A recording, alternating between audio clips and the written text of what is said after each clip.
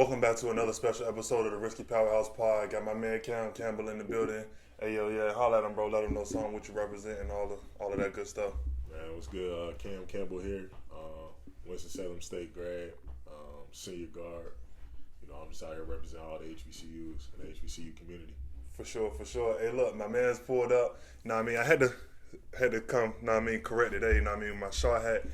Graduated from Shaw in 2020, so it's good to see dudes coming out of HBCUs definitely putting on and reaching higher heights through that avenue in particular. You feel me? So how exactly did you go about starting off at Lincoln? Let's take it back. How did you even get the opportunity to get to Lincoln first out of Fayetteville? Well, it was probably my senior year in high school. Obviously, I had offers, but the offers I had, I wasn't comfortable with them, and I didn't think they was gonna be good situations for me. So I was kind of waiting out my recruitment for real, waiting on certain offers, but they never came. And then one day, one of the Lincoln coaches he hit me up, pretty much was just asking me about my recruitment. I told him what I had going on. I went up there for a visit. This is the day before my mom's birthday. Went up there for a visit. As soon as I got up there, it felt like home. The coach was Doug Overton. He played in the league, so my dream was always and still is to play in the NBA. So I felt like that was kind of my avenue to get there. So for me at that point, it was a no-brainer. Yeah. So and that's what's up, man. Going to Lincoln though, that's a little ways away from the crib. So how was that feeling first? Initially getting out of the city, getting out of the state and tasting a new area. Well, I ain't gonna lie. At first, it was kind of like a culture shock for real. Mm-hmm. Just because, I'm up north now, so it's Philly, New York, Jersey, Delaware, DC, Baltimore. It's all there for real. And I had never been around there. You feel me? I've been down here my whole life. So for me, it was just a culture shock. How they talk, how they dress. You feel me? The food, all that for real. It was my freshman year. It was different. I feel Lincoln was probably the biggest part of my life. I kind of became my own man for real. I was up there, you feel me, with no family, was playing basketball, so I couldn't come home just straight whenever focus. I wanted to for real. So yeah. For me, it was a dope experience. I learned a lot from it. Coming out for college away from home, you definitely become your own individual. You get to make your own decisions, move left, move right, wherever the case may be. But coming to Shaw was definitely a big thing for me, like I said, because when you only in your city, you might be a bigger fish in a smaller pond. Getting out of that smaller pond and being put into a bigger, more open, diverse situation. Allow you to actually grow because you're bouncing off of people that you never really had a chance to come in contact with in terms of different values and all of that. Right. But bro, so Trinity Christian, did you ever go to public school, or did you ever want to go to public school? Or I was in public school before I went to Trinity, but my thing with public school was I didn't feel it was enough exposure to get me to where where I wanted to be. So me and my mom she kind of felt the same way, and we was kind of on the same page for real. So it was it was time for me to go to private school. We looked into it. At the time, Trinity, was on the rise for real. We felt that was gonna be the situation for me, just because of the connections that the coach there had. And exactly. You feel me? The people that was there for real. So who else went to Trinity Christian? Who are there some more notable names of past years of players that came out of Trinity Christian? Dennis Smith. Boom! I knew that's the one. I knew I heard that name when I was in school. I just couldn't put a finger on exactly where. I didn't want to call it out. Did Dennis Smith go there? And I was wrong, but I knew I heard it before. Nah, yeah, he went there. My young boy Joey, he played Duke. Greg, again, he went to Providence. Now he at NC State. So yeah, it's been some dudes that come through there. You feel me? Yeah. Won 2 state championships. So it was cool for real. Yeah, good experience. Yeah. So with your district or your region you was in Fayetteville, what public school would you have been going to if you didn't go to Trinity? I'd have went to Smith. E. Smith? Yeah. Because look, let me tell you. But look. I wouldn't have went to Smith by choice. So high school, I stayed. I was back and forth between my mom and my aunt. and the side of the town my aunt stayed on, I would have had to go to E. Smith. But it wouldn't have been by choice. It would have just been based off like where I was staying at. You feel me? Hey, so you feel me? I'm gonna put that out there. But hey, look, I know because going to Shaw, you know, a lot of our market came out of Fayetteville. You know, I got a lot of homeboys that went to either Smith or 71st, Westover, Pine Forest. Like, I got a few friends that went to each of the different schools, and it's just so funny seeing those dudes like, y'all, we in the same college, we're in the same organization. You don't know nobody that went to Terry Sanford? I don't. I don't. Tough. I don't know one soul. You gotta think. That's tough. You gotta think like with band. You gotta think coming out of band in that city, like high school wise, the better band, like the more notable bands are the bands that I just named. You know what I mean? And those were the ones that most like black colleges try to pull from. Yeah, Smith, Pine Forest. Pine Forest is actually like a mixture of styles, but they still pushed out a lot of like black students. You know what I mean? So it's like, yeah, those programs were definitely more prevalent. But how did you get to the point where you was gonna come back and get to Winston out of Lincoln? What led up to that decision? So after my junior year going into my senior season, like I had some like off the court issues happen. So during that time, it was kind of like I can go back to Lincoln because like I was kind of in the process of graduating. Mm-hmm. So like either go back to Lincoln, you know, and still try to play. Or I could transfer. So I decided like to go back to Lincoln, try to graduate, try to finish out my season. But in the middle of all that, the coach ended up getting fired. Yeah. That was at Lincoln. Coach got fired, like some other stuff happened, then like they pushed my graduation, like they pushed all that back. So I was just like at a point like, you know, if I'm gonna go play for a new coach, like I'm gonna go play for somebody like that's kinda established, that's kinda already been in the school. And Winston like was the best, like they was putting me back on track to graduate. So at that point, like it was kind of, I was like, yo, I'm out. Like it was an easy decision from there. So and you get to get back. You get to get back closer to the crib. Like so, who were some dudes on the squad that you was more familiar with before going to Winston? On the squad that year, I was cool with. I'm trying to think off the top of my head. I'm trying to think. I was cool with my homeboy Dante. He was there the year they won. I cool with my homeboy, my boy John. It's like my brother for real. Like, feel me? That was my roommate. For sure. That's usually how I go by. But me and my roommate, bro, we went to the same high school. And then we both came to the same college together. And I mean, we still tight to this day, bro. That college roommate, man, it'd be a lot of crazy situations, bro. That roommate know everything, bro. Man, we had two cribs, we had two apartments together. One last year, and then we stayed together again this year. So like, yeah, that was my. Yeah, that's usually how it go, man. Like that college thing, bro. People don't realize like the relationships and like the things that extend outside of when you there. Like when you there, you know, you really not thinking about tomorrow. You're really thinking about the moment. Yeah. But like as you get closer and closer to the end, you know, you start to realize those dudes. Or even females at times that just tight, you know, they're just cool, you know, they're gonna outlast when y'all dip out, you know what I mean? And I'm sure basketball build those relationships as well. Most definitely. Like and just getting in contact with you came from a connection, you know, one person know the next person, Amir, over in Libya. Yeah. I reached out, you know, we had a conversation here or there, and he was like, hey man, I got, you know, a young dude and you might want to hit up, whatever. And that's how this connection starts. So it's all conversations, relationships, you know. And that's one good thing about North Carolina. Like, if y'all don't know, I think North Carolina have the most. It's the state with the single most HBCUs in one state.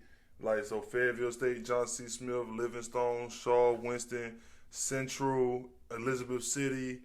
You know, I'm probably missing something off the top of the head. St. Aug, you know what I mean? It's like so many HBCUs and like. That connection, like on Twitter, on Instagram, you know, that circle, like you'll know people that you don't even really know just from seeing them so many times in that circle. You know what I mean? For sure. And that's a super big advantage, and that a lot of people don't take advantage of. So you know, you built up that market, bro. I hope you take advantage, man. You still got a long ways to go.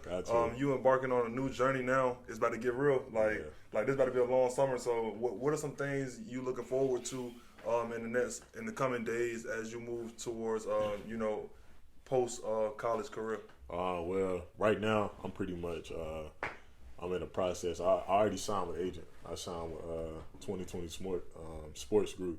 I'm gonna be managed by Mitch Butler, Ronnie O'Chalmers, and Christopher Smoot. So like I'm in that trying to figure out.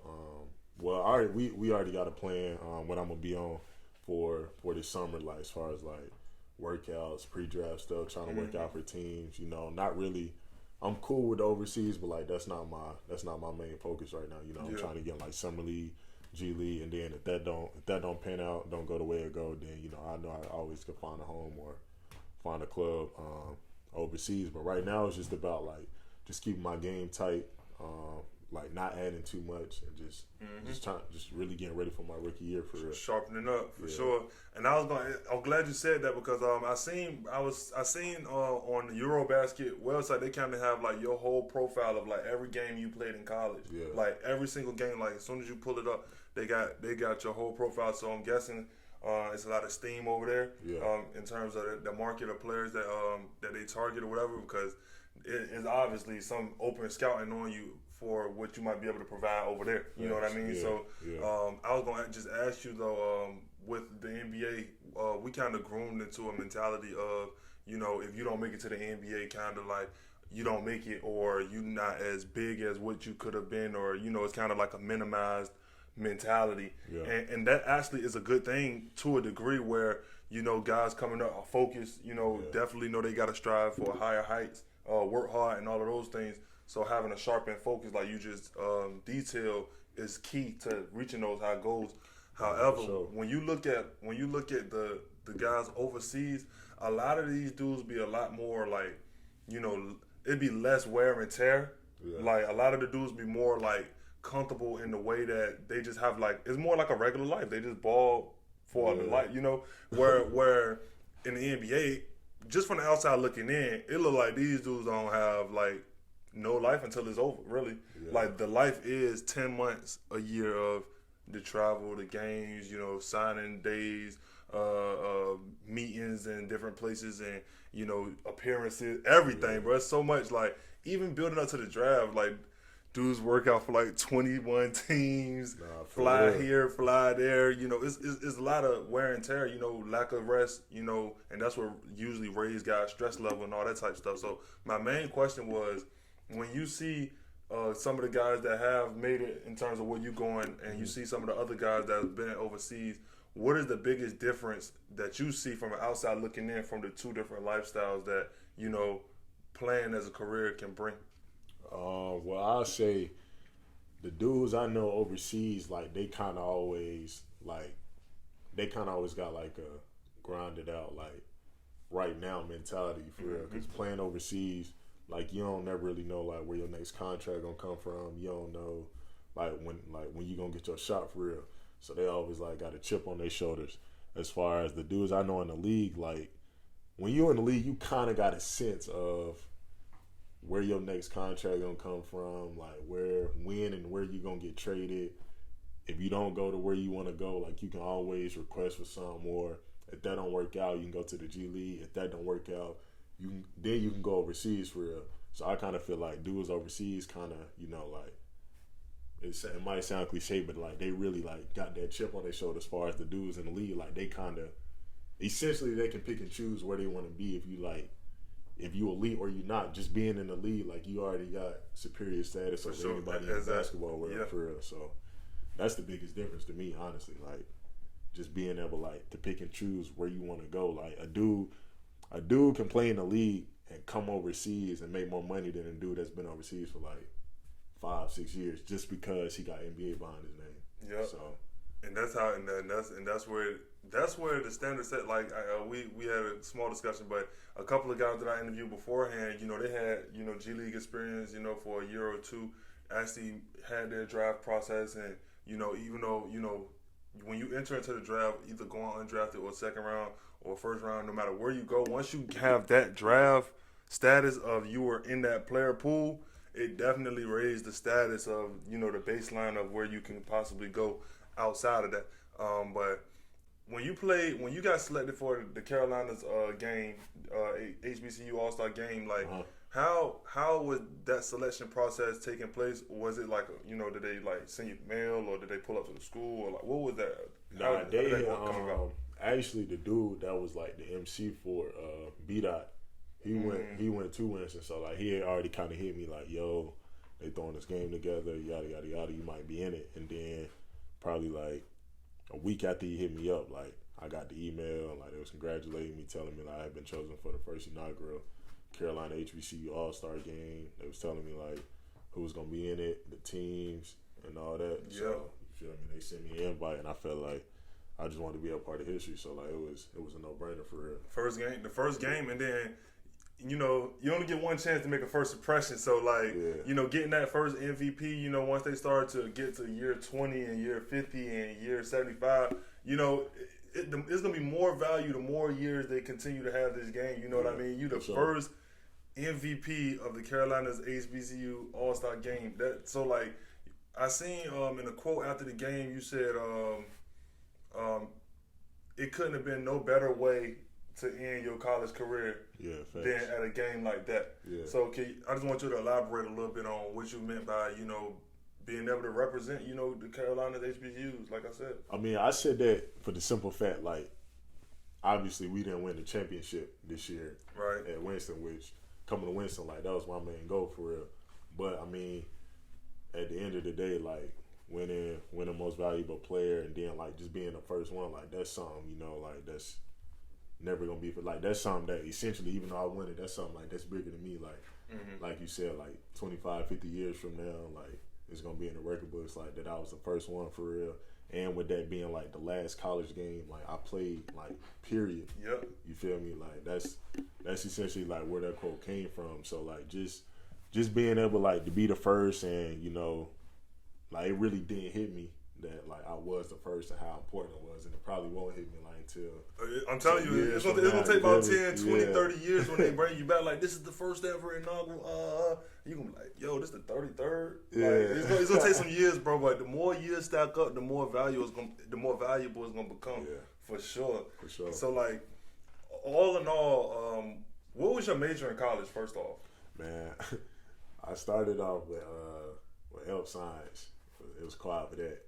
Then I went to Mass Comm. Only reason I didn't stay at Mass Comm is because like transferring, all your credits and stuff don't transfer. Yep. So they had to put me back further like with graduation. So I just did like disciplinary studies. So like all my stuff could transfer. I wouldn't have to take no extra credits for real. So essentially with that degree, like once I'm done with basketball, I can pretty much do anything just because like I graduated from college. I have my bachelor's degree. So yeah, that's the route I took. That's exactly how the RiSSky Powerhouse Enterprises LLC came about. I went to school for business management, minor in accounting. I marched in the band, so that's what funded my way through school. And nothing, you say you majored in Mass Comm, but nothing I ever did ever pointed to video editing or recording or anything of this nature. Hosting interviews or anything. Analysis. I never thought I'd be an analyst. You feel me? Like I always thought, I would do something in the lines of real estate or selling something. That's what I always thought I could be good at, like business. But the videos and stuff came off of exactly what you said, being led into something naturally that you can do, that you find a way to materialize. And that's basically what it was. We all grew up talking hoops. We all grew up in the fan of sport, you know what I mean? Yeah. Whether it was basketball, football, baseball, hockey, wherever you from, whatever sport you grew up on, you feel me? Yeah. And that's how, talking hoops came about, the lunch table in public school, then you get to college, and then all of the years started to compound. People like, bro, you know a little bit more, than most people know. Like you kind of articulate, the basketball stuff a little differently. And from there, once people started telling you that, you started looking at yourself a little different. Like, okay, maybe I should, start to, give my thoughts. And then, we growing up in a content era where people just want to see content. People want entertainment and all that stuff. So it all took like 2 years really of accumulating different, materials, different advice from different people and all that stuff. And then boom, you get the first video in December. And now we sitting here 5 months from there. And you know what I mean? Campbell pulling up and hollering at you. Feel me? So like that's how it all starts. Like it just starts with an idea, and then something you enjoy doing, and then finding a way to materialize it, and from there, it just goes up. You feel me? So hooping, put you in a lot of different rooms. Like we discussed with what I got going on. It's all about just getting in the room and having a conversation. You feel me? And so, with all those rooms that you're about to be in, bro, all I can say is just make sure you have a conversation, bro. Yeah. Where if it's somebody you be like, I ain't trying to pull up on them like that, Yeah. Have that conversation, bro, because the worst thing that can happen is somebody say no. And they say no, and then that's just that. I mean, what? What's after that? No. All right, bet. Move on to the next no. You feel me? So that's just my advice. When you get in those rooms, activate those rooms, bro, because, tomorrow can be here today, and you just never know when next week gonna get here. And that phrase means tomorrow can be here today means,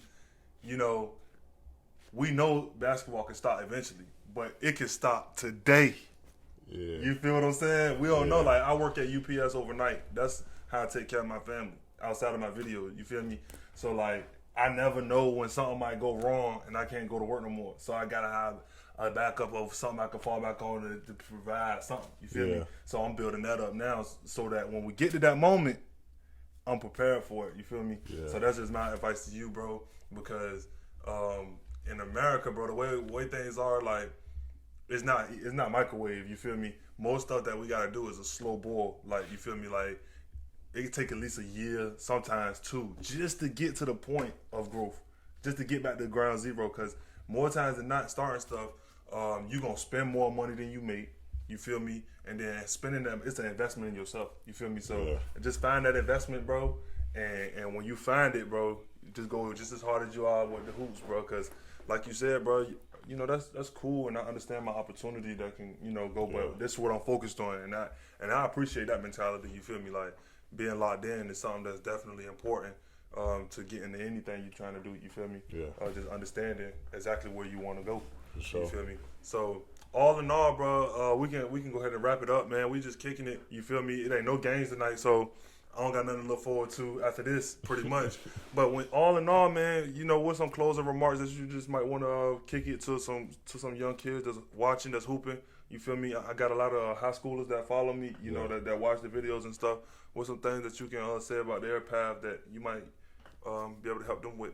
Man, honestly, the best advice I can really give somebody is, like, everybody path, like really different for real. Like, it's a blueprint, but then again, it's not. Like, the way I get somewhere or the way you get somewhere might be completely different, but, like, we still, you feel me, might meet each other at the top. So, I mean, the best advice I can give somebody is to be like, just accept your path, like, and embrace it for real. Like, don't try to follow what somebody else doing. Don't just because they did this or they go in there. Don't try to do that, because at the end of the day, like, it might be good for them, but it might be the worst situation for you. So just stay that way, and, like, just the biggest thing, like, nowadays is, especially basketball players, like, now we don't be consistent, like, with something. You feel me? Like, don't nobody try to grind it out, like, with social media and all that, everybody think like it's supposed to happen like right now. Like, don't nobody try to put the work in behind the scenes. Don't nobody, you feel me, like, try to, like, actually study the game for real. Like, everybody think, like, it's supposed to happen overnight for real. So just staying consistent with it, creating your own path, embracing that road. You feel me? Like, just taking off from there. Like, timing is everything. Like, that's the year I set out. That's probably, like, the biggest thing I learned. Like, timing everything. I set out the year before COVID and the COVID year. Okay, So I feel like timing everything and, like, everything, like, really. My mom used to tell me, like, everything happened for a reason, but like, you don't see it. Yeah, you don't see it until it happens for real. Like, everything, like, really happened for a reason. Like, everything that happened in my life, I might not understand it then, but, like, at some point in time, like, it came back for a certain time. Now I see why that happened for real. So, like, just understanding, like, little stuff like that, like timing, everything happened for a reason, being consistent, like, whatever you do, like, being consistent with life, because essentially, like, that leads to the court. If you're consistent in life, you're going to be consistent on the court. If you inconsistent, your play going to be inconsistent for real. So, that's the best advice I got. And just to bounce off what he said, man, basically, don't work for the end goal. And learn to enjoy the work. Find something you enjoy doing. If you say you're a basketball player, don't ball to make it to the NBA. Ball because you like playing basketball. Like, at this point, I don't get paid to make videos. I'm gonna get paid one day to do it. But I'm not getting paid right now. But you got to put in the work like you getting paid so you can set the standard for where you going to be when you do get paid. You know what I mean? If you hooping for the bread and somebody paying you $50 a game, so you going to play like $50 a game or you going to play like $50 million a game. So that when people step, that one person sees, you feel me? You can take off. You feel me? You got to set the standard, man, for where you want to go. You feel me? So all in all, man, I got one more question, by the way. One more question. But who your favorite NBA team, bro? I don't got a favorite NBA team. I just got a favorite player. And who that is? Damian Lillard. Dang. Hey, look, I can't be mad at that. That's not a bad pick, bro. That's not a bad pick. My only thing with Dame, I've been having this conversation with a lot of people is his lack of versatility, bro. Like, he's not a versatile player. So if he's not scoring, how can he be impactful? That's just my. I had this conversation with a lot of people. I like Dame like he my favorite player, like on and off the court. His demeanor. Like, you can't hate his demeanor, mentality, approach, all of those things. Like he just he a different breed for it. Like he one of them dudes, like he cooling, like he don't let nothing bother him, but like when you get up under his skin, like he gonna make sure you feel it for real. Yes, sir. Like he got that. Dude, Dame. People be sleeping on Dame, man. He played like 3 straight years without the big man or without CJ. Both of them got hurt every year, and he literally carried them still got to the playoffs. A lot of people be like, "Oh, he don't got no ring." Well, it's not about just championships, bro. You gotta be able to read within the career. Like we know the situation. Like first of all, his team won't really even geared for a championship, and then you lose your second and third guy. Like for a half decade, essentially. Like, what are you really gonna win? Yeah, you know what I mean. The first or second round is your ceiling. Yeah, with you being lights out great, it's like, bro, that Portland situation stink, bro. Like, bro, I feel like I wish he would. He not. I ain't gonna lie. That's another reason I like his loyalty. He like if he gonna win, like they gonna come play for me. But cause he my guy, I do want him to get a ring. I just don't think he gonna get one in Portland unless he just get like the best of the best superstars that's available, and I don't see that happening for real. So he not getting the ring. It's not happening in Portland, bro. Nah, and he ain't the type to just get up and leave. So he might go his whole career without getting a ring. But at the end of the day, he's still they setting up for a rebuild. They retooled the team. Like all they need to do is drop that one more piece, and they'll be locked in. If they move Dame, Portland to be locked in for a great future. Like in terms of just the young assets they had got from moving CJ. And moving Norman Powell. Then they also got the pieces from moving a couple of small pieces around the edges, a couple second round picks, all that stuff. Yeah. But like they'll be straight. If they move Dame, get like 3 pieces and a few picks, they'll be locked. And then, bro, Dame go pull up on Dallas, bro. Run with that boy Luka. That's what Dame need. He needs somebody that's versatile, bro. He have never played with a versatile player. I rather Dame play with somebody like. Dame gotta play with somebody like. You can't. I mean, it gotta be somebody that can do multiple things, bro. Like Dame gotta play with somebody like PG, like Paul George. Nah, I don't think Paul George. Play with somebody like Paul George. Luka, they both. First of all, they both 2-ball dominant in the backcourt. I don't think Paul George. I don't think Dame can be the best player on the championship team. Nah, for sure. And I don't think Paul George level. I don't think he eclipsed him enough. I don't think he would be like. I think they would be a good team, but I don't think they would be a great team. I think if Luka had a bucket getter, somebody than Luka though, so that wouldn't be a championship team. You said he. Say that one more time. Lillard, say that one more time. I'm biased. He's better than Luka. I mean, that's another conversation, but if all Dame got to do better than Luka, no. That's y'all's conversation. No, he's not. No. Wow. He's not. He would be the best player on that team, I guarantee. If Dame and Luka were on the same team, everything is going through Dame, then Luka. No, it's not. Because Dame, once you blitz Dame 27 feet, what's the next option? You can't just do something to Luka and neutralize him. You can't. You can neutralize Dame. You can't neutralize Luka because he got too many options. You force him left, he gonna get to the crowd dribble, get back to the middle. He gonna kill you at the free throw line. He gonna kill you at the floaters. He gonna kill you at the rim. He gonna throw that lob. If you blitz Dame 27 feet, he's inept without the ball in his hand. He can't do anything. He's not gonna move off the ball. He's not gonna do nothing. I'm just saying, when we start talking skill for skill, it's not close when you talk Luka. Not close, really. Whoa. We seen with Dame when you put Luka when you put Dame on a team full of talent and he didn't have the ball, how was he impactful in the Olympics? He was a role player. When you put him around talent and he couldn't just shoot. Who else was on that team? KD, but he was on the team to score. He was shooting more than anybody. Him and Zach LaVine was the shooters. They were the scorers, but he was just ass. Name the team. It was Zach LaVine, Dame Lillard, Kevin Durant, Jason Tatum, Bam, Chris Middleton, Drew Holiday, Devin Booker. He was the bucket getter though. Him and Zach LaVine were the bucket getters. They was the ones shooting the ball. Kevin Durant had to will them in fourth quarters. That's Kevin Durant. But I'm just saying he wasn't the scorer for the team throughout the game. He was just scoring. That wasn't gonna be his role on it. You're not. I don't care what team. If Kevin Durant is on the team, he's gonna be the best player. You're not the primary scorer. I don't care what you've done. We can say when Kevin, LeBron, and Kobe played together, they let Kevin Durant score. But Kobe or LeBron could have been a number one scorer, but they allowed him to do that because they can do other things. Kevin Durant can't do other things at an elite level like LeBron and Kobe could. Kobe could guard the perimeter. Kobe gonna rebound. Kobe gonna be the leader of the team. LeBron do everything on the floor. He gonna block shots. He gonna steal. He gonna be in the pass lanes. He gonna shoot. He gonna finish. He gonna run in the lane. He gonna handle the ball. He can do everything. So he don't gotta score 20 to be impactful. So who your favorite player? LeBron.